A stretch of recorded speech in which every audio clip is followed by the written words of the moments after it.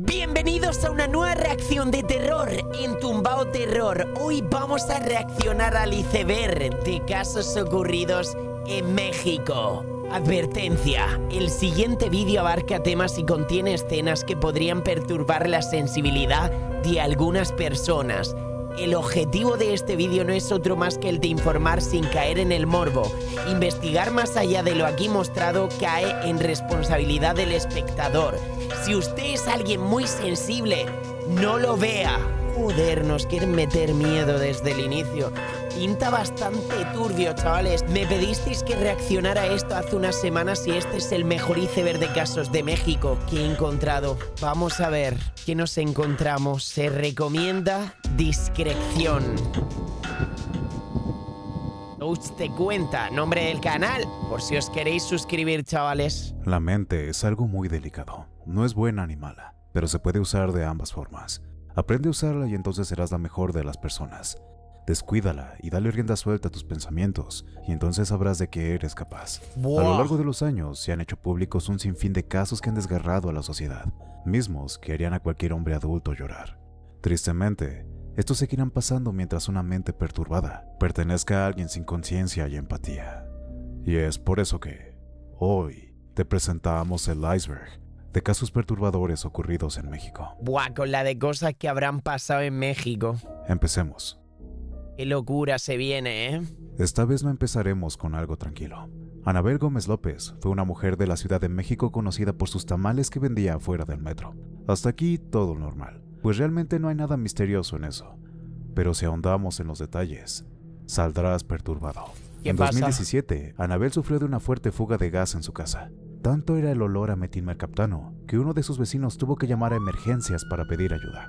Y en cuanto llegaron las autoridades al domicilio, se toparon con una gran sorpresa. Murió. En la sala de Anabel se encontraron los huesos de una mujer joven, a quien ya se le había retirado toda la carne. Tras esto, las autoridades la buscaron y la detuvieron por homicidio. ¿Me estás diciendo que esa señora vendía tamales hechos de carne humana? Y cuando se le interrogó, confesó haber asesinado alrededor de 50 mujeres.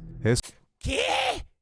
Pero si parece una mujer inofensiva, ¿quién iba a decir que esta mujer va a asesinar a 50 mujeres? ¿Cómo? Esto con el fin de no gastar en carne para sus tamales. Anabel cuenta que todo inició un día luego de que se gastara lo de su inversión. Y por O sea, se quedó sin dinero para su negocio y su idea de negocio fue matar gente para seguir vendiendo tamales. Y los vendía de carne humana. No me lo puedo creer, gente. Esto es muy fuerte. coincidencia, se encontró con una niña que había perdido a sus padres. LOL. Amablemente la llevó a su casa para llamarlos y que fueran a recogerla. Pobre niña. Pero su mente le dijo: Ana, allí está la carne para tus tamales. Y la niña nunca regresó. Lo peor del caso es que no mostró arrepentimiento, pues siguió diciendo: esa fue la difícil, su primera víctima. Las demás ya hasta le agarré el modo de quitarles toda la carne. Me cacharon por la maldita manguera de gas. Apenas la había cambiado, pues. Anabel enfrentó cargos por homicidio y daños a la salud, pues estaba haciendo a sus clientes caníbales sin que ellos lo supieran. Claro. Un caso similar a este fue lo que ocurrió con Trinidad Ramírez en el año 1971. Se sabía que tanto ella como sus hijos sufrían violencia doméstica por parte de su esposo, Pablo Díaz, un trabajador irregular que encima era alcohólico. Una noche, Pablo llegó como siempre a discutir con Trinidad por la falta de dinero. Él le quitó todo lo que ella había ganado vendiendo tamales, y en el pleito, el señor comenzó a agredir a toda la familia. ¿Qué? Harta por esta situación, Trinidad decidió terminar con ese estilo de vida, y con un golpe certero, terminó con la vida de Pablo. Y bueno, ya te imaginarás lo que hizo con el cuerpo del difunto. Tamales. Mira, sus ricos tamales oaxaqueños. ¿Era Dos- necesario ese audio? Vale, esto es otro caso. Madre mía, comienza bastante fuerte el vídeo, tío. A más de 50 se cargó para vender tamales. Pero ¿y la gente no se daba cuenta que tenían algo raro esos tamales? ¿En serio? ¿No se diferencia ese tipo de carne? A ver, yo no lo sé. Nunca he probado y espero no probar nunca carne humana. ¿Qué quieres que te diga? Años antes de la ¡Qué catástrofe miedo! en Chernobyl, Ciudad Juárez, México, tuvo el accidente nuclear más grande del continente americano. En 1977, y sin los permisos necesarios, el doctor Abelardo Lemus y sus socios del hospital privado Centro Médico de Especialidades compraron una máquina de radioterapia equipada con una bomba de cobalto 60 por $16,000. El Esto cobalto creo 60 es un isótopo radioactivo sintético que emite rayos gamma. Creo que escuché esta historia en otro vídeo que hemos reaccionado, tal vez, puede ser. Utilizado para tratar a pacientes con cáncer. Por falta de personal, la máquina fue abandonada en un almacén durante 6 años, hasta que el 6 de diciembre de 1983, recogieron. Vicente Sotelo Alardín, trabajador de mantenimiento del hospital, y su amigo, Ricardo Hernández, decidieron venderla como chatarra. La recogieron de ahí, la llevaron a la chatarra y luego contaminaron a mucha gente. Este lo vimos. Los dos hombres desmontaron el armazón metálico de unos 100 kilos y perforaron el corazón de la bomba de cobalto, ¡Qué un cilindro locura! que contenía el material radioactivo. La desvalijaron, la subieron a una camioneta y la llevaron hasta el Yonke Phoenix, un depósito de chatarra donde les pagaron $1,500. En el camino al deshuesadero, la camioneta fue desperdigando el material radioactivo por toda la ciudad. El ¡Buah! cobalto 60 se mezcló con el resto de la chatarra del Yonke Phoenix y se vendió a varias empresas fundidoras de la zona, entre ellas Aceros de Chihuahua S.A. y la maquiladora Falcón de Juárez S.A., quienes usaron el material radioactivo para fabricar bases para mesas y varillas de acero corrugado, muy utilizadas en la construcción de edificios. Todo ese material, unas 6,000 toneladas, se distribuyó a más de la mitad de estados del país y se Madre. exportó a Estados Unidos. A Madre mía, qué peligro la de gente que fue afectada por eso. inicios de 1984, el Departamento de Salud de Texas y la Comisión Regular Nuclear alertaron a México de la contaminación, y 10 días después, dieron con una de las principales fuentes de radiación, la camioneta de Sotelo, estacionada en la colonia Altavista de Ciudad Juárez, uno de los barrios más humildes de la zona. La troca del intendente estuvo parada frente a su casa varios meses porque le robaron la batería, así que se convirtió en un punto donde los niños jugaban y la gente se paraba a convivir, Dios. recibiendo altas dosis de radiación. Se calcula que los vecinos próximos al vehículo y los trabajadores de las empresas que compraron el metal fueron impactados con 10 veces más radiación que el incidente de 1979 de Three Mile Island en Pensilvania. Hasta entonces, la Pensé que iba a decir de Chernobyl. Nuclear accidente de Mill Island. mayor catástrofe nuclear de Estados Unidos. The New York Times menciona que se liberó 100 veces más radiación en Ciudad Juárez que en Pensilvania. Los medidores ¿100 veces más? ¿Tanto? detectaron que la camioneta arrojaba en algunas partes casi 1,000 rats, la radiación equivalente a 20,000 radiografías. Actualmente se desconoce 20,000. cuántos tuvieron complicaciones de salud a corto y largo plazo derivado de la radiación. El Si ya de por sí dicen que es malo hacerte una radiografía, que hay que hacerlas cada mucho tiempo, imagínate el efecto de 20,000 radiografías. ¡Qué locura! O sea, pasas por al lado y te afecta sí o sí. Mucha gente afectada por eso. gobierno actuó de manera opaca con la población. Minimizaron la magnitud de lo que estaba sucediendo, ocultaron información a la prensa y trataron de obtener rédito político con la crisis. Después de mucho tiempo rastreando todo el material afectado, los desechos se enterraron en un lugar conocido como El Vergel, sin seguir las medidas de precaución. El resto se encuentra en el Estado de México, Hidalgo y Sinaloa. Ah, todavía hay suelto de eso Este por es un ahí. caso muy conocido. Realmente es raro que alguien no lo conozca, a Leche radioactiva con asupo. Este no lo conozco. menos que seas ignorante o de otro país. De El caso otro- de la leche con Soy de otro país, cabrón, no ignorante. asupo contaminada comenzó en 1986, año en el que fueron compradas más de 28,000 toneladas métricas de leche a Irlanda, país expuesto a radiación por el 28,000. accidente nuclear en Chernobyl. Ahora entiendo. Vosotros, si estáis viendo este vídeo y sois de México o de LATAM, yo creo que la gran mayoría conoceréis este caso, imagino. El rastro atómico terminó por encontrarse en varias muestras en México, según consta en una investigación encargada por el Congreso. Sin embargo, la responsabilidad no solo recayó en el gobierno irlandés y en la empresa distribuidora Irish Dairy Board, ya que tanto la Organización Mundial de la Salud como el embajador de México en Brasil, Antonio González de León, emitieron una alerta al gobierno mexicano, informando que la leche estaba contaminada con partículas de cesio 137, sustancia altamente tóxica. Wow. Por su parte, el gobierno encabezado por Miguel de la Madrid optó por ignorar las alertas, ¿Qué? pues la compra de la leche suponía ahorro en el presupuesto. Pero qué hijo de puta, pero ¿cómo vas a ahorrar eso por ahorro en el o sea, a ignorar eso por ahorro en el presupuesto? ¿Pero cómo se puede ser tan desgraciado? Mientras en Europa se destruían toneladas completas de alimento, en México el gobierno adquiría leche contaminada para realizar jugosos negocios multimillonarios. Pero qué podrido está el gobierno para Jugar con la vida de la gente por hacerse millonario con leche contaminada. No me lo puedo creer. El gobierno pudo evitar muchos problemas de salud, pero prefirieron ahorrarse la molestia de perder unos cuantos pesos. ¿En serio?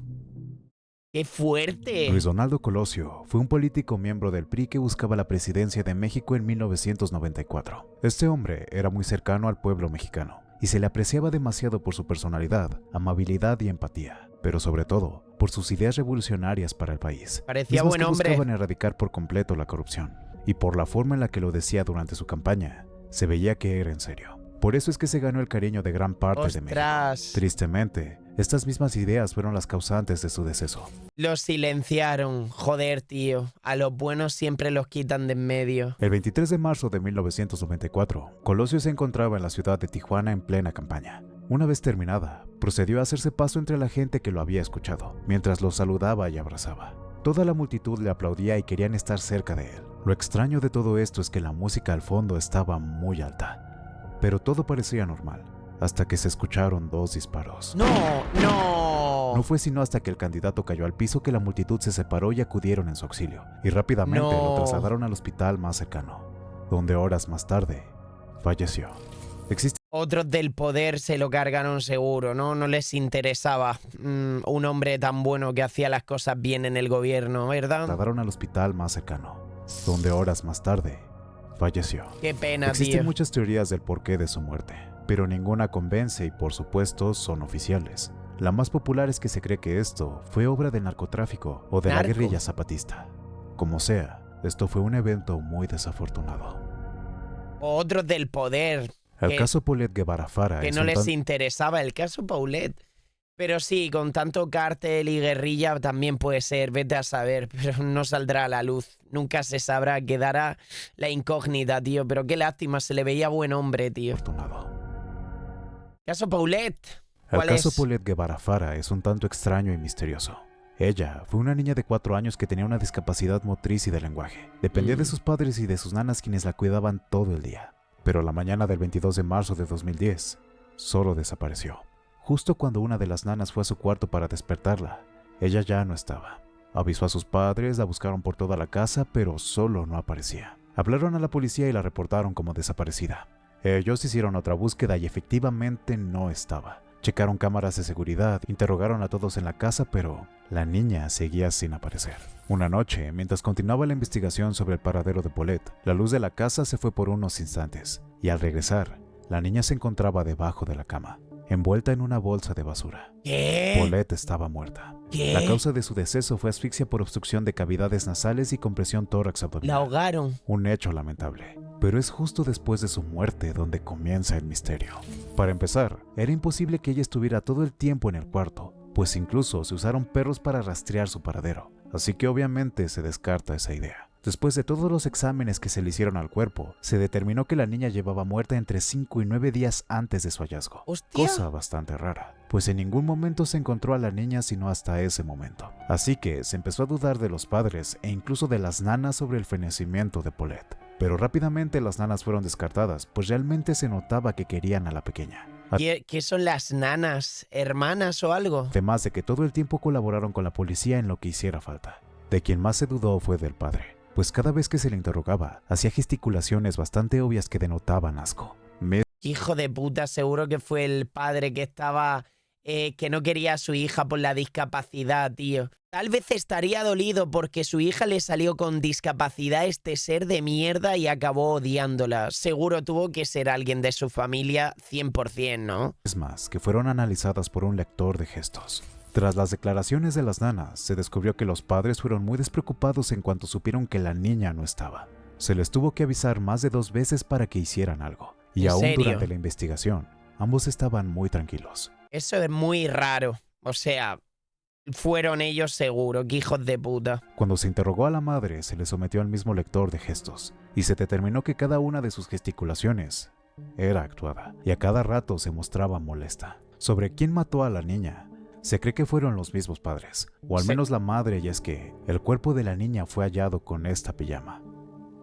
Bro. Y días antes, se hizo una entrevista por televisión en donde la madre mostraba dicha pijama. Días antes. Como si esto fuera poco, meses después la madre siguió con su vida en fiestas, con amigos por todos lados, como si... Tan feliz a los pocos días. Y espero que le cayese condena al menos, ¿no? Los metieran en la puta cárcel al padre y a la madre. no hubiera pasado nada. Tío, Y lo peor es que, tiempo después se separó de su esposo y pidió al gobierno una indemnización enorme por cómo es que los medios mancharon su nombre siendo que ella no hizo nada. ¿Qué? Sin duda, un terrible destino para una niña que no tenía culpa. ¿pero qué pasó? ¿En serio? ¿Es que los dejaron libres? O sea, como no había pruebas, pero tío, ¿y de qué sirve el de los gestos, el gesticulador ese para analizarle? Si dijo que era todo actuado, ¿por qué no la metieron en la cárcel? A los pocos días estaba de fiesta con sus amigas. Qué impotencia de la justicia, de verdad. Pobre niña, El terremoto tío. de 1985 fue un hecho devastador para todo el pueblo Ostras. mexicano. Muchas personas murieron, otras más se quedaron sin nada, muchos edificios se redujeron a Esto fue escombros, fuerte. en fin, todo un caos. El problema es que en ese entonces no se contaba con las medidas de seguridad necesarias para alertar al pueblo sobre un sismo, tal cual sucede hoy con los simulacros y alerta sísmica, cosas que minimizan lo más posible los daños. Pero hasta ahí. Viéndolo desde un punto de vista positivo, los últimos años se ha venido presentando una constante en el país que nos advierte sobre una fecha en específico en el que debemos estar atentos. El 19 de septiembre de cada año desde el 2017. Verás, el terremoto de 1985 ocurrió el 19 de septiembre a las 7:17 de la mañana aproximadamente. Y exactamente 32 años después, el 19 de septiembre de ¿También? 2017 volvió a ocurrir un terremoto. ¿Qué cojones? ¿Pero qué probabilidad hay de eso? De que ocurra justamente el mismo día, 32 años después. Eso es una fumada brutal. 2 años más tarde volvió a ocurrir un temblor el 19 de septiembre de 2019. No Pero te creo. No, ¿pero qué pasa ese día? ¿Pero qué? este pasó desapercibido debido a que no era de gran magnitud. ¿Pero qué Pero 3 cojo- años después volvió a ocurrir lo mismo. ¿También? El 19 de septiembre de 2022 hubo otro terremoto en México. Por favor, chat, ¿esto es real? Díganme en los comentarios. ¿O está exagerando el del vídeo? ¿Es real? Lo único que varía, y eso solo un poco, es la hora en la que ocurre. Pero Bueno. la fecha es la misma. Qué Un raro. evento bastante extraño, que justo ese día tiemble en el país. Qué raro. ¿Por qué? En marzo de 1930, la Pascualita fue una señora que tenía una tienda de vestidos en Chihuahua. Un día, puso en el aparador un extraño maniquí que, por su belleza, inmediatamente llamó la atención de los clientes y de quienes pasaban por ahí. Ah, Fue debido al maldita. realismo de este maniquí y Lol. a muchas experiencias de personas que afirmaban haberla visto moverse, cambiar su expresión e incluso desaparecer por instantes, que la leyenda de la Pascualita inició. Esta nos cuenta que una hija de doña Pascualita falleció un día antes de su boda luego de ser picada por un alacrán que estaba escondido en su tiara. Consternada por la pérdida, su mamá decidió embalsamar el cuerpo, cubrirlo de cera y colocarlo en un aparador de la tienda como si fuera un maniquí. O sea, un alacrán es como un escorpión, ¿no? Parecido, le picó. Va. De esta forma siempre tendría a su hija a su lado. Si bien este relato puede sonar exagerado o demasiado fantasioso, nunca fue desmentido por doña Pascualita, Ostras. lo cual hace aún más perturbadora esta historia. Como dije, muchas personas han dado su experiencia al respecto. Pero la muñeca es una réplica de Pascualita, de la hija que perdió. Hostia, eso es estar un poco enfermo, ¿eh? O sea, creo que es de locos, tío. Si se parece y el rostro es idéntico a la hija, me parece muy loco tener eso así. Ver al maniquí, sobre todo de noche, De hace noche. que se te hiele la sangre. Da Pues miedo. parece estarte siguiendo con la mirada. Y en el peor de los casos, si te alejas unos cuantos metros y Parece miras realista. atrás, ella ya no estará. ¿Qué? Qué miedo la Pascualita, También gente. conocida como Claudia Mijangos, fue una mujer sentenciada a 30 años de prisión en 1990, ¿Qué luego de hizo? cometer 3 filicidios. O sea, Felicito. que asesinó a sus 3 hijos. Su caso es realmente perturbador. ¿Por qué? Todo comienza luego de contraer matrimonio con Alfredo Castaños, un hombre con buena solvencia económica que le dio una vida digna a ella y a sus 3 hijos. Pero si parecía ella mucho más joven que él. O sea, digamos que esta tía estaba con este hombre para sacarle el dinero, por interés. Un hombre con buena solvencia económica que le 100%. dio una vida digna a ella y a sus 3 Le hijos. saca 30 Ana años. Belén, Claudia María y Alfredo Antonio Castaños Mijangos. Todo con ellos parecía miel sobre hojuelas. Los niños asistían a una escuela católica, Claudia daba clases ahí, eran muy devotos y estaban bien económicamente.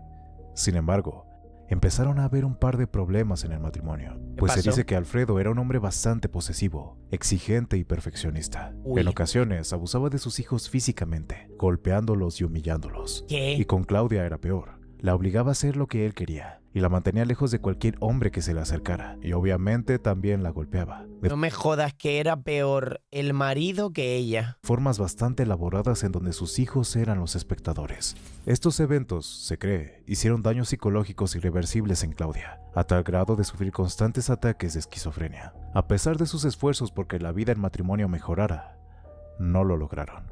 Imagino que mató a los hijos para que no sufrieran más. Así que se terminaron separando y Claudia fue quien se quedó con la custodia de sus hijos. Conforme avanzaba el tiempo, sus problemas psicológicos fueron empeorando. Cada vez escuchaba más voces que le decían cosas horribles o la obligaban a hacer cosas. Su punto de quiebre fue una mañana en el que las voces le dijeron que Mazatlán, la ciudad en la que ella había nacido, había desaparecido por completo y que ahora todo el mundo en Querétaro, el lugar en donde ahora vivía, eran solo espíritus, etc. Este evento la sacó de sí misma. Se volvió por lo loca. que, sin ninguna razón aparente, corrió a la cocina, tomó 3 cuchillos y se dirigió al cuarto de su hijo, No. a quien empezó a apuñalar repetidas veces. No. Los gritos de desesperación del niño alertaron a su hermana Claudia María, quien fue a ver lo que sucedía y en cuanto entró al cuarto, su madre saltó sobre ella y le hizo lo mismo. Mientras lo hacía, le pedía a su madre que por favor parara, pero era inútil. Bro. Allí mismo se encontraba la más pequeña de los hermanos. Bro, cogió tanto trauma que le dio por matar, perdió la cabeza y mató a sus hijos. Así de la nada. Yo pensé que lo había hecho para que dejasen de sufrir porque los maltrataba el padre, pero no, así de la nada. Cuando ella ya tenía la custodia de sus hijos, tío. Ana Belén, quien tristemente sufrió el mismo destino. Al terminar, Claudia apiló los cuerpos y los cubrió con una manta con flores naranja. Más tarde, una amiga suya fue a visitarla, pero al ver tan impactante escena, llamó a la policía. Qué pena. Y ellos se hicieron cargo de los cuerpos y de Claudia. Por los gritos de desesperación de los niños y de la misma Claudia, fue que se ganó el apodo de la Hiena de Querétaro. Actualmente, la casa en donde ocurrieron los terribles hechos está abandonada. Se dice que hay una gran actividad paranormal, pues en ocasiones se ven sombras y se escuchan los llantos y gritos de los niños que piden a su madre Guau, está que entro ahí. que pare. Guau.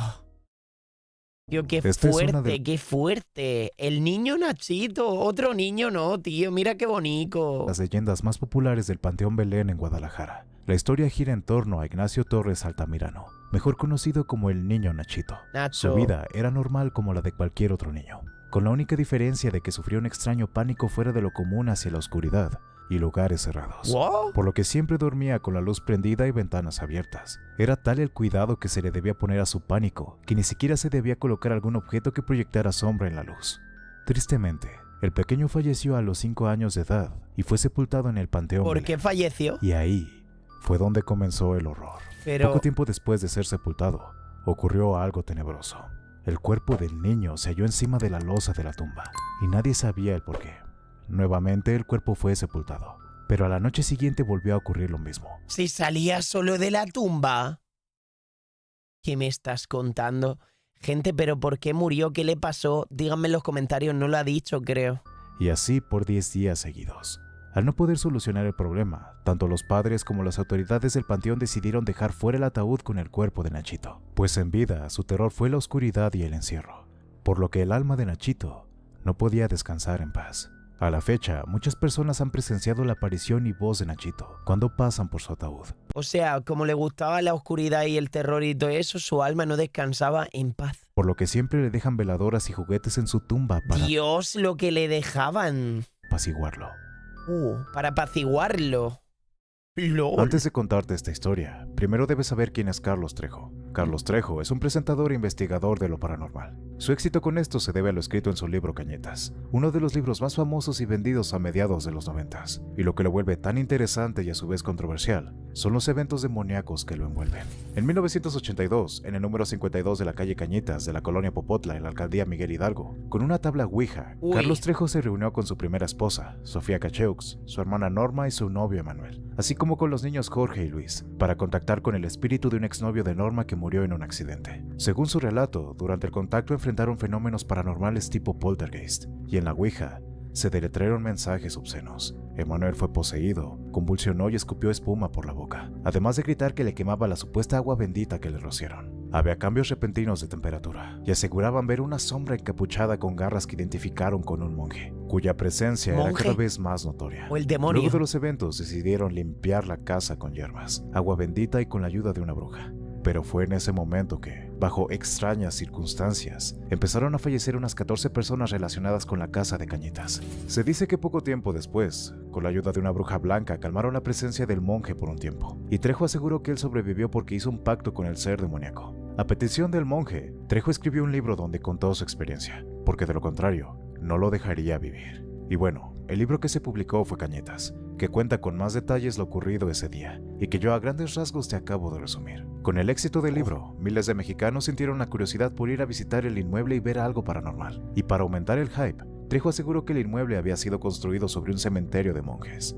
Pero no. Cementerio Luego de de su monjes. publicación, Cañitas fue muy criticado por errores de ortografía, sintaxis y contradicciones, pues incluso se comprobó que algunas de las personas que supuestamente habían muerto estaban vivas, ¿Qué? o habían muerto por enfermedades comprobadas, y no bajo extrañas circunstancias. Y por si esto fuera poco, se aseguró que no hay evidencia del cementerio debajo de la casa. Además, los hechos narrados tanto en el libro como en la película son similares a clásicos del terror como Amityville y Poltergeist, juegos diabólicos, dejando a ves. Trejo como un farsante. ¡Wow! Oye, gente, hemos reaccionado ya a muchos casos paranormales de México. Y ahora que lo pienso, es como que lo diabólico y paranormal allí es muy común creer en ello en México. Díganme en los comentarios, por favor. Pero hemos visto ya muchos casos allí en México y es como algo bastante común. Hay muchas historias, yo diría que más en otros países en México, ¿verdad? Son como muy creyentes en lo paranormal. O eso creo yo, no sé, siento que un poquito más que en otros países. No sé si sea porque México es muy grande también y hay más probabilidad de que haya más. No sé, díganme ustedes, porfa. Imagina por un momento El que estás monstruo de estudiando en la Toluca. universidad y un día como cualquier otro, tus padres van a dejarte hasta la puerta de la escuela. Horas más tarde regresan por ti, pero nada más no sales de las instalaciones. Algo muy extraño ya que Desapareció. nunca haces eso. Lo único que reciben en ese momento es una llamada de ti diciendo que no se preocupen, que vas a una reunión con un conocido. Conforme pasan las horas, tus padres se preocupan más y más ya que no saben nada de ti. No contestas los mensajes ni las llamadas, así que sin pensarla dos veces, van a la fiscalía para emitir un boletín de búsqueda, mismo Claro. que es posible sacar hasta 24 horas después de tu desaparición. Tu padre sabe que algo no anda bien, así que rastrea tu ubicación con el GPS y el último lugar que marca es la casa de un hombre, un joven llamado Oscar García Guzmán. Así que acuden a su casa y preguntan por ti, pero ¿De qué me suena el nombre Oscar García Guzmán? se niega a conocerte y mucho menos que tú estés ahí, y corre con obscenidades a tus padres. Pero ellos saben que este tipo sabe tu paradero, por lo que se quedan varios días fuera de su casa esperando verte o que la fiscalía dé una orden de cateo para poder ingresar al hogar de Oscar. Lo 2 días secuestró después, ese. tus padres aseguran verte por una de las ventanas de la casa de Oscar, con aspecto decadente y aletargado. Así que avisan a la fiscalía para poder ingresar a la casa de Oscar. Pero ellos no hacen nada. Claro, no tienen orden para entrar en casa. Eso es una putada brutal. Imagínate saber al 100% que tu hijo está ahí y que por orden judicial no puedas hacer nada y nadie haga nada para ello. Eso tienes que buscarte sí o sí la justicia por tu mano, vamos. Hago lo que sea por mi hijo, me juego todo. Harto del acoso, Oscar decide ir personalmente a la fiscalía para declarar que sí te conoce y que hace un par de días estuvo contigo en su casa. Después te acompañó a un taxi y de ahí ya no supo nada más de ti. Esta Uy. declaración hizo posible la orden de cateo, que tristemente se agilizó hasta la madrugada del día siguiente, lo que le dio el tiempo suficiente a Oscar para regresar a su casa y escapar de la escena enfrente de tus padres. Hostia. Una vez que la fiscalía logró entrar al domicilio, se encontró con una escena que pocos quisieran ver. Al entrar, no solo encuentran tu cuerpo tirado en el baño con marcas de violencia en el cuello, No. sino también el cuerpo de 2 mujeres más. ¿Qué? Bro, qué rabia que no hayan entrado antes. Bueno, las mujeres seguramente llevaban ya más tiempo muertas, pero el chaval no, lo mismo podrían haberlo salvado. Bro, qué turbio. Tristemente, esto fue lo que le sucedió a Jessica Jaramillo, Buah. estudiante de psicología en la Unitec en octubre de 2019. Pobrecillas. Oscar y ella eran compañeros en la universidad, y antes de cometer su cruel acto contra ella, la acechaba en todo momento. Fue gracias a la persistencia de sus padres que no solo encontraron al asesino de su hija, sino a un feminicida prófugo de la ley que afortunadamente, luego de semanas de evasión y haciendo burla pública en redes sociales de sus inhumanos actos, lograron capturar. Tras ¿Qué? su detención, se filtró una llamada que tuvo con su madre que, visto desde la perspectiva de ella, es desgarrador. Escuchemos. ¿Qué? Bueno, ¿Qué Bueno. onda? ¿Qué onda? ¿cómo estás, hijo? Pues, no, yo no importo. Oye, mis mascotas. Ahí están, nada más que ahorita mañana voy a ir primero contigo porque creo que tienes audiencia, ¿no? Ay, no, yo ya... Mira, mis 3 opciones son estas. Ajá, Escúchalas, sí, pero no sientas gacho. ajá. Hay de 3 sopas, o me matan, o me suicido, o muero aquí de viejo, pero es lo único que hay para mí, ¿va? Ay, hijo. Es lo que hay. Ujú. O sea, no, lo acepto, o sea, fue lo que le dije, fue lo que le dije al detective cuando me entregué. Le dije, mira, yo nomás quería que mis mascotas estuviesen bien. Si mis mascotas están chidas, de mí que sea lo que sea. Pero tenía la duda de qué fue, de como ya no te he visto, no sé si te enseñaron la grabación y todo. O sea, todo lo que dije, pues sí es neta. O sea, no, ¿para qué te miento? O sea, ¿para qué te choreo? O Ujú. sea, si yo maté a papá, yo maté a la Ay, hijo. hermana de tu novio, pero... Pero no estás golpeado nada. Yo maté a papá, yo maté a la hermana de tu novio. Imagínate ser su madre y que tu hijo te diga eso. ¿Qué siente esa madre? Le partes el alma por dentro. Pobrecilla, me da lástima la madre en la llamada. novio, pero... Pero no estás golpeado nada. ¿Golpeado? No. Y si me golpean, no te preocupes, no pasa nada. Y todavía se preocupa la madre por él, que si no le han golpeado. Si te llegan a decir que se suicidó en la celda, no pasa nada. Si te llegan a decir que lo descuartizaron, no pasa nada. Tú, No, hijo, no me digas sigue eso, con no me tu digas. vida. Mira, es lo que puede pasar aquí. Es lo que me puede pasar aquí. Y lo acepto. ¿Estás en una celda, estás con todo o estás solo? Ahorita por el proceso estoy solo, pero pues es tarde que temprano que me van a mandar donde están todos y ahí sí voy a saber lo que es bueno. Pero no importa, no, tú no te preocupes, tú sí. Y ahí sí que voy a saber lo que es bueno. Y es que se lo merece. Y claro, en la cárcel suelen darle caña, o sea, suelen ser violentos con los que han hecho cosas, crímenes con mujeres. Sigue con tu vida, o sea, Sigue con tu lo vida. acepto, o sea, Échale ganas, hijo. tampoco te voy a decir que me arrepiento, no, Que no te arrepientes. Qué mal nacido de mierda, tío. o sea, Échale ganas, No te da tampoco te voy a decir que me vergüenza. arrepiento, no. Échale ganas. Nadie me va a quitar lo que hice ni a golpes. No quiero que vengas a verme seguido, o sea, ya... Mira, me la van a dejar caer bonita. Ahorita nada más me están sentenciando por lo de Jessica, pero ya me están investigando las 5 anteriores, entonces... No, ¿Ha dicho las 5 anteriores? Ya me están investigando las 5 anteriores, entonces... No, ya de aquí ya no salgo, en ataúd nada más. Entonces... Tú tranquilo, tú tranquilo. No, yo estoy relax. Ya te dije que yo acepto lo que sea que me pase, ¿no? Entonces, te Ya cuidas. sabes, hijo, te quiero mucho, yo también te quiero mucho, mucho. Chale, hijo, a mí tú me haces sentir más, a todas veces que me quieres. Yo siempre te he querido, hijo, y te voy a querer siempre, y lo he dicho. A mí me importa lo que haya pasado, yo siempre te voy a querer, es mi hijo, y te voy a querer siempre, siempre. Escúchalo, siempre. Me ha roto esa llamada, sobre todo el final, tío. Que la madre después de todo le diga todavía que lo quiere. Que no le importa lo que ha pasado y que lo quiere. El amor de una madre a pesar de que su hijo es un asesino. Me ha dejado, chavales, me ha dejado tocado. Sigamos viendo, pero... Ostras, qué impactante llamada. Solo 3 palabras. A ver. No. Escúchalo. Lo Siempre. siguiente. Solo 3 palabras. Amor de madre. Si te Amor lo de madre. preguntas, Oscar sigue vivo, cumpliendo una sentencia de 217 años. Y que no salga nunca. Y tanto Esta es la que amor aterradora de historia madre. de Erika y Diego. Una pareja Uf, me cuesta continuar el vídeo después de eso. Vamos por la mitad. El caso Cumbres. de novios que una noche decidieron hacer algo repulsivo e imperdonable. Hasta la fecha se sigue debatiendo quién de los dos decía la verdad, a pesar de ya haber un culpable sentenciado. Todo comienza a mediados de 2005, cuando estos tórtolos se conocieron en una fiesta de 15 años. De inmediato se gustaron y comenzaron a salir juntos para pocos meses después hacerse novios. Según Diego, antes de ser novios tenían una relación muy carnal, en donde solo el placer era válido.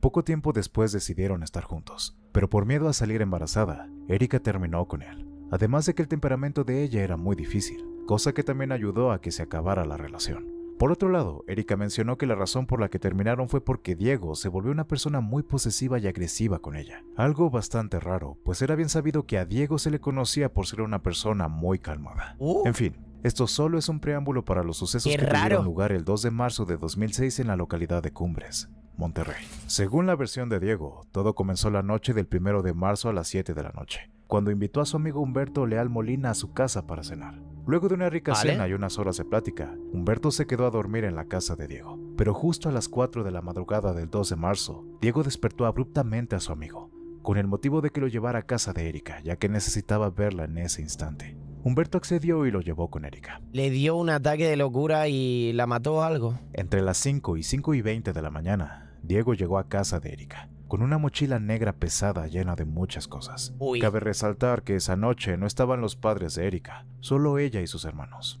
Al entrar en la casa, se puso un pasamontañas para hacerse pasar por un ladrón. Cortó los cables de comunicación, se dirigió a una habitación y cortó las cuerdas de una persiana. Buah. Después se fumó un cigarro y tiró la colilla en una cubeta.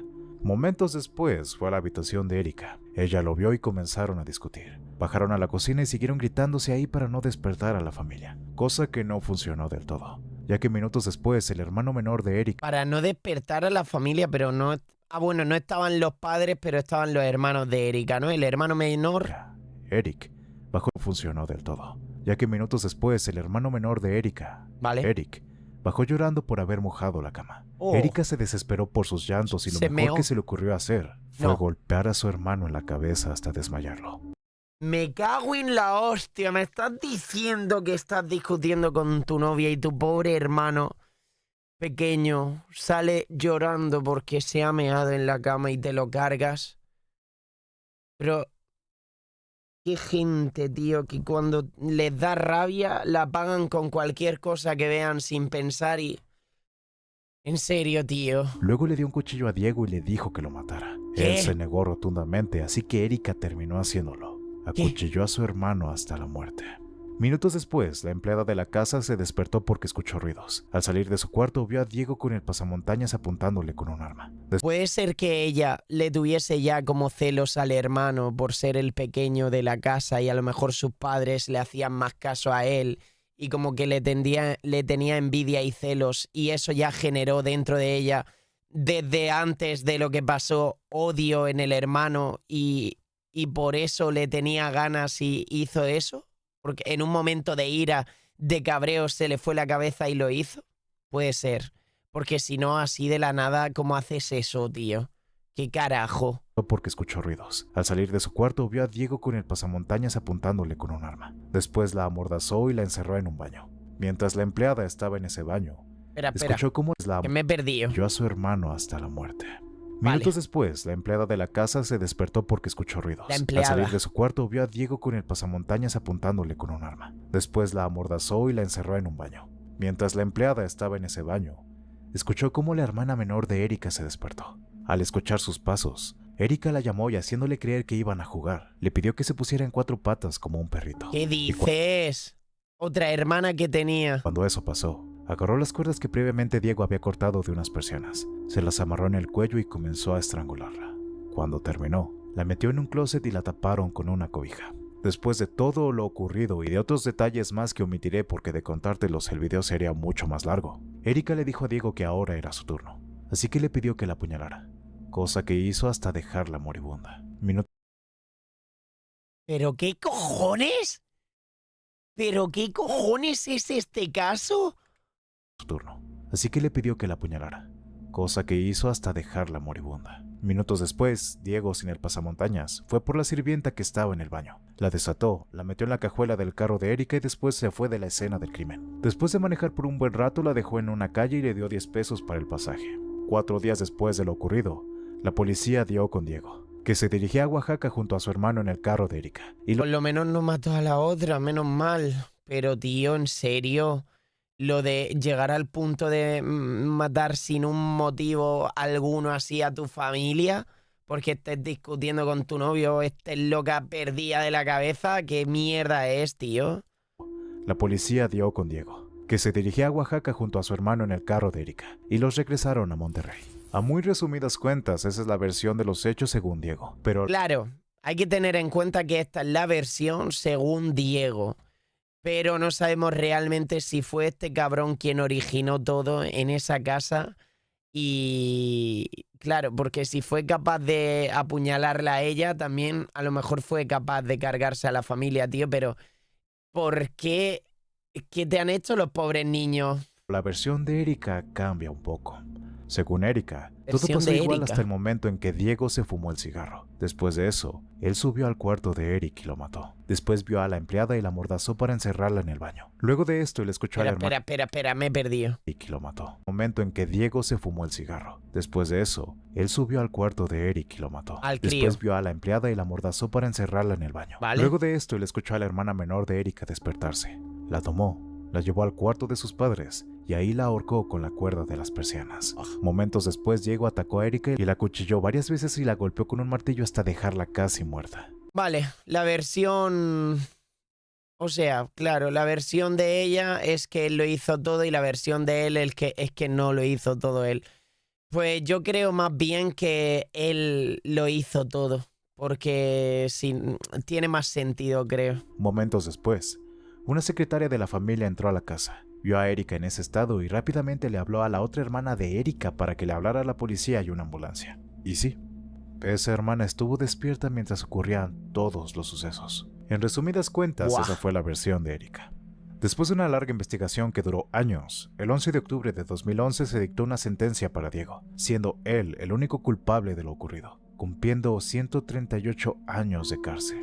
Pero la sentencia máxima que se puede dar en Monterrey es de 40 años, así que ahora se encuentra encerrado por ese tiempo. Lo Quedó él como el único culpable. extraño es que solo él está cumpliendo sentencia. Parece que, Claro. debido a la posición económica de los padres de Erika, es que ella salió exenta de cargos. Es una idea popular, más no se ha comprobado. Buah. Es que claro, lo mismo ella sí que tenía parte de la culpa.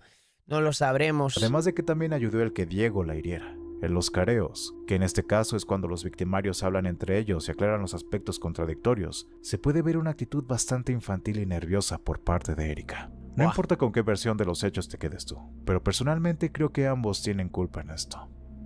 Yo creo que también, porque con esa actitud fácilmente se podría entender que ella también es una asesina. Si te interesa, te invito a que investigues más al respecto sobre este caso. Yo Bien. lo resumí lo más que pude, y obviamente omití detalles que son muy importantes. Bastante misterioso. Hay más detalle Para importante. poder comenzar a explicar este punto del iceberg, chupacabras? primero debo aclarar que tal leyenda no tiene un origen latinoamericano como muchos piensan, ya que el mito tuvo su origen en Puerto Rico en 1995 aproximadamente, ¿Vale? para después correrse la leyenda a México, lugar en donde tomaría más Ostras. fuerza debido a múltiples casos semidocumentados en el que dicho animal atacaba a sus víctimas. Por favor, mexicanos, ¿qué opinan del chupacabras? ¿Creen en él o no? Que por lo regular eran animales de ganado. Su manera de cazar fue lo que le dio su fama, ya que este no se comía al animal que cazaba, sino más bien lo succionaba hasta dejarlos secos, literalmente. O como decían los rancheros, los ¡Lol! dejaba sin ninguna gota de sangre. Por eso se llama el chupacabras. Ostras, puede que mucho ganado allí en México haya aparecido así y por eso hay un bicho así raro que se los come. Puede ser real, ¿eh? La descripción del chupacabra se divide en dos tipos. ¡Lol! La primera sería la más vista entre los granjeros, misma que lo describe como una raza extraña de perro salvaje, perro que comúnmente carece de pelo, además de tener una columna vertebral sumamente pronunciada acompañada de unas cuencas oculares ¡Qué raro! inusualmente profundas, que le hacen compañía a unos enormes colmillos y garras. El segundo tipo de chupacabras lo describen como una criatura parecida a un reptil de piel escamosa, de color gris verdoso con manchas negras, que hacen juego con unas largas espinas afiladas a lo largo de su espalda y unos enormes ojos rojos que brillan en la oscuridad. Además, puede caminar en dos patas como un canguro y dar saltos de 1 metro. Hasta la fecha, nunca se ha podido cazar un espécimen de chupacabras, y sus avistamientos se han ido disminuyendo con el paso del tiempo, cosa que ha dado cabida a múltiples suposiciones de que el chupacabras solo se trataría de un montaje político para tapar la corrupción. En internet existen un par de videos que intentan demostrar la existencia del chupacabras, pero solo deja más preguntas que respuestas. Pues es que vete a saber, también hay muchos vídeos falsos en internet de cosas paranormales, tío. El 2 de octubre de 1968, en la Ciudad de México se suscitó una terrible matanza ocurrida en Tlatelolco, en la Plaza de las Tres Culturas, provocando la muerte de más de 300 personas. LOL. Luego de varios meses de manifestaciones que se originó por una riña entre jóvenes estudiantes en la que intervinieron los granaderos. Tengo 476 años de indio, ¿hasta cuándo? Se estaban quejando. La masacre fue cometida por el ejército mexicano y el grupo paramilitar Batallón Olimpia, en contra de una manifestación pacífica. La presencia de ese batallón en el lugar de los hechos fue negada inicialmente por el presidente de México. Era una manifestación pacífica y el ejército arremetió contra ellos. Gustavo Díaz Ordaz, aludiendo que su función era custodiar las instalaciones para los Juegos Olímpicos. Con el fin de detener a los miembros del Consejo Nacional de Huelga, CNH, el ejército y el Batallón Olimpia hicieron lo impensable contra estudiantes de la UNAM, Instituto Politécnico, Colegio de México y otras escuelas. Los intentos de someter al CNH derivaron en la sangrienta represión al movimiento de protesta que por meses habían resistido y cuestionado las políticas y medidas sociales y económicas del Estado, reclamando democracia. Todo esto para que no hubiera problemas internos en el país cuando iniciaran las Olimpiadas. Una vez escuchados los primeros disparos, todo el mundo perdió la cabeza. Los militares no dejaban entrar ni salir a nadie de las instalaciones, y aquellos que lograban huir eran perseguidos hasta sus casas o residencias en donde les dieran refugio. ¡Qué miedo! Y si los alcanzaban, pues... ¡Qué miedo, tú! Los gritos de desesperación y terror, tanto de jóvenes como de docentes, fue el ambiente de toda esa tarde.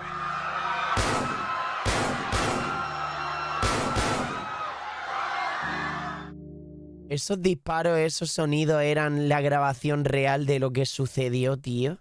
Por la noche, los lamentos de las madres se escuchaban por toda la plaza. ¡Qué pena! Mujeres que buscaban entre el montón de cadáveres el cuerpo de su hijo, y otras más que iban de casa en casa gritando su nombre, con la esperanza de que alguien los haya ayudado a resguardarse.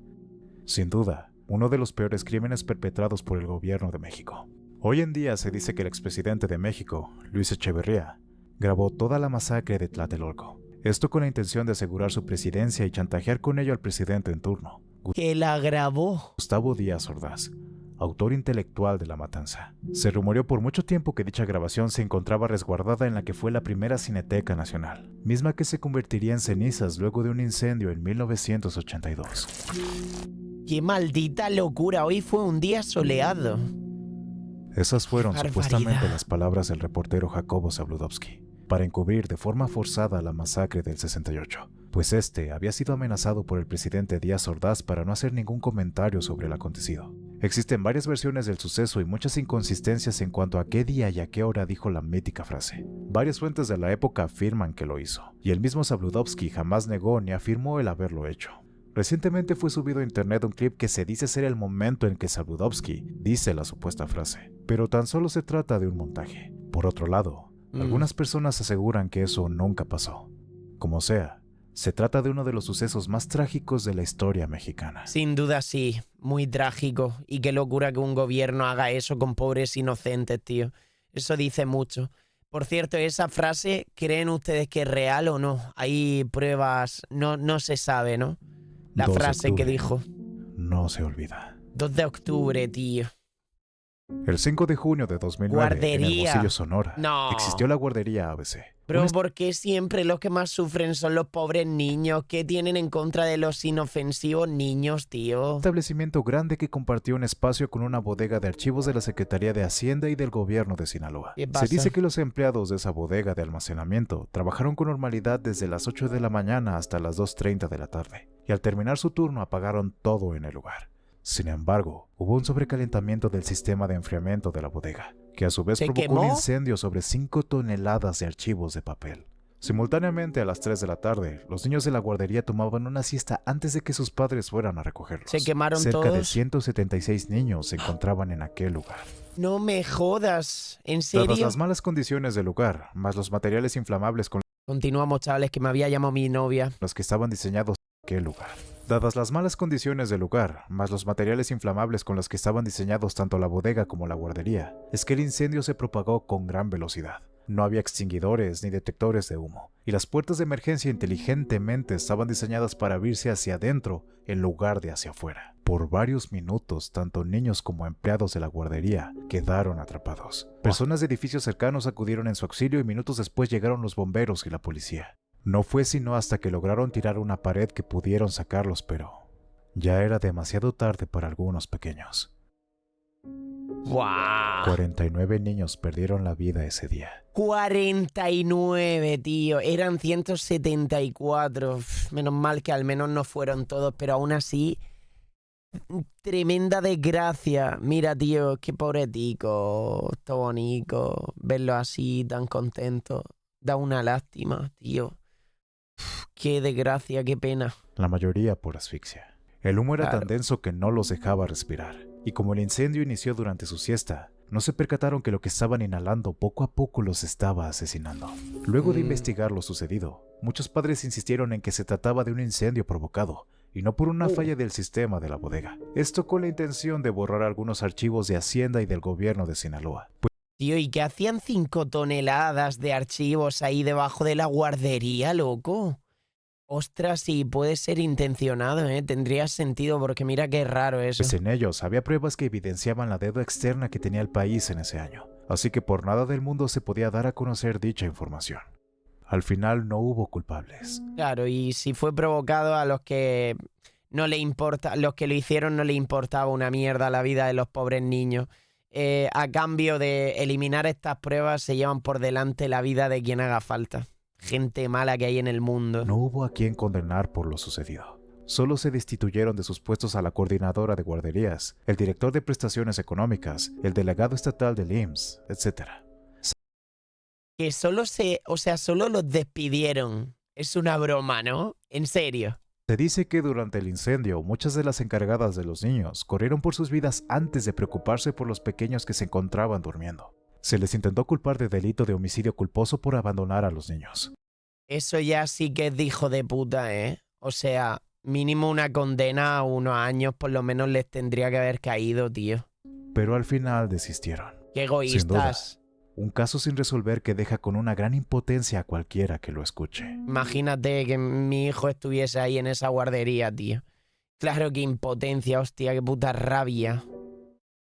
Último caso. Imagina que una noche quedas con tu amigo para salir. Le dices que te acompaña a Paranormal. ver a tu novia para después ir los tres juntos a unos arrancones de motos. Al mismo tiempo, avisas a tus padres que no llegarás ya que al día siguiente irás al templo de San Hipólito para dar gracias a San Judas Tadeo en el día de su celebración.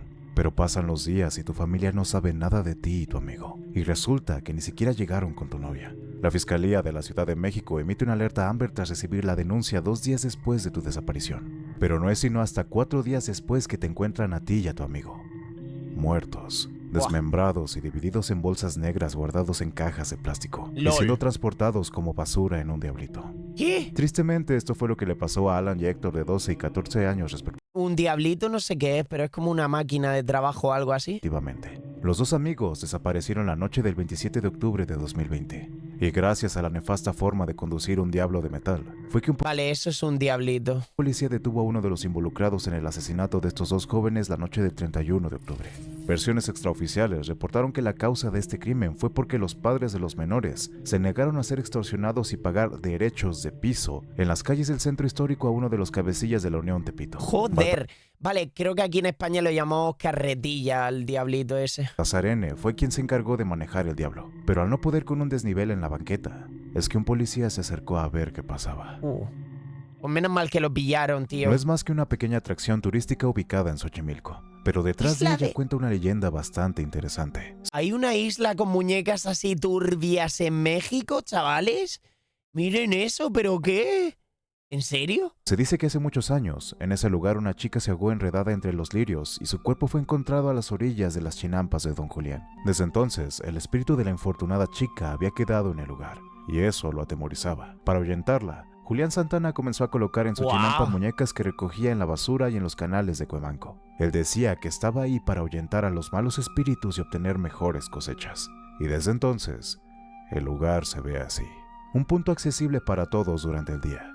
Pero el verdadero reto está en meterse a la isla durante la noche. Esta es que voy. De tener la oportunidad, ¿lo harías? No, Lo ni que de... se repite no. con frecuencia es que algunas personas, sobre todo las que viven cerca del volcán, teorizan que el Popocatépetl es una base extraterrestre. ¡Ah! Si hay ovnis, voy de una, cabrón. ¿Quién se viene? Pues en repetidas ocasiones afirman haber visto objetos volando ¡Qué alrededor. guapo, qué así guapo! como luces muy extrañas. ¡Qué guapo! Personalmente me preocuparía más por la alta posibilidad de que el volcán haga erupción, ya que ha estado activo en el último mes. Vaya que sí, eso me preocupa. ¿Hay otro más? El tema, pero sobre todo Qué locura de vídeo, súper fuerte. El monstruo de Iztapalapa. Esto me suena, o no sé si me suena de otro caso que de ese sitio. los detalles respecto al caso del monstruo de Iztapalapa realmente son impactantes. Y a diferencia de los puestos anteriores, no puedo dar detalles específicos de los hechos sin algún tipo de censura. Traté de resumir lo más que pude dicho caso de forma que aún se siguiera entendiendo. Caníbal. Y sin perder ningún punto importante. Pero no pude. Así que no esperes que te diga dónde encontrar información al respecto, ni mucho menos en qué plataforma está disponible. La mente es algo muy delicado. Yo no quiero verlo. No es buena ni mala, pero se puede usar de ambas formas. Aprende a usarla y entonces serás la mejor de las personas. Buah, atentos a lo que acaba de decir, qué facto. Descuídala y dale rienda suelta a tus pensamientos. Y entonces sabrás de qué eres capaz. Lo que dijo al inicio del vídeo, y qué gran verdad, tío. La importancia de controlar tu mente, tío. Se te va a la cabeza y se te puede de un segundo a otro ir la vida o condenarte, echar a perder tu vida de un momento a otro. Y estas dos partes del iceberg nos han demostrado qué tan ruin e insensible puede llegar a ser el ser humano. Sí, sí. Vaya Cuida que tu sí. mente. Qué buena... O sea, qué buena enseñanza te deja al final el vídeo. Buen vídeo, la verdad. Hostia, muy impactante, gente. Qué locura. ¿No quieres ponerle like a mi ¿Y vídeo? esto? Con lo que guste de cooperar. Ah, vale. Esto ya es el final. ¡Ostras! Digo, el muñeco ese que es para restarle un poquito... Para darle un poco de aliento y paz al vídeo, ¿o qué?